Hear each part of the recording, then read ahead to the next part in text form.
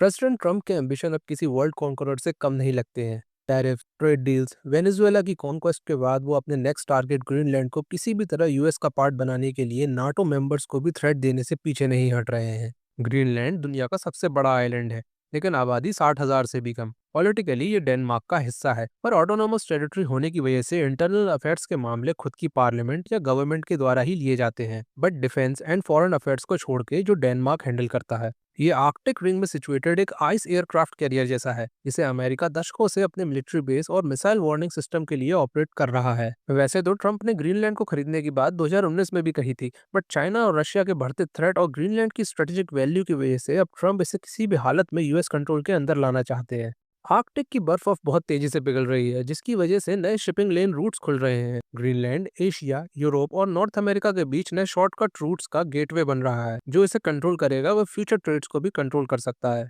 Greenland में minerals का भंडार है, जिसमें सबसे इंपॉर्टेंट है रेयर अर्थ एलिमेंट्स। जैसे जैसे आइस शीट्स पिघल रही हैं, इन अनटैप्ड सोर्सेस को माइन करना इकोनॉमिकली वायबल और इजी होता जा रहा है। अभी चाइना रेयर अर्थ मटेरियल्स का सबसे बड़ा प्रोड्यूसर है, और अमेरिका अपनी डिपेंडेंसी चाइना से घटाना चाहता है। अमेरिका फिलहाल ग्रीनलैंड पर Pacific space base already manage कर रहा है, जिसे वो रशियन सैटेलाइट मॉनिटरिंग और मिसाइल ट्रेजेक्ट्री प्रेडिक्शंस के लिए यूज करता है। अगर नाटो और रशिया की कॉन्फ्लिक्ट होती है तो ग्रीनलैंड एक क्रूशियल मिलिट्री एसेट साबित हो सकता है। प्रेसिडेंट ट्रंप के एग्रेसिव स्टांस को देखते हुए डेनमार्क की गवर्नमेंट और ग्रीनलैंड के लोग दोनों ही नाखुश हैं। जहां एक तरफ डेनमार्क की prime minister Meta Frederiksen Donald Trump की स्टेटमेंट को इलॉजिकल कहते हुए नाटो के कोलैप्स की चेतावनी दे रही हैं, वहीं दूसरी ओर एक रीसेंट प्रेस कॉन्फ्रेंस में ग्रीनलैंड के Prime Minister Jens Frederik Nielsen ने ये क्लियरली बोला है कि अगर उन्हें डेनमार्क और यूएस के बीच चूज करना पड़ा तो वे डेनमार्क के साथ ही जुड़े रहना चाहेंगे।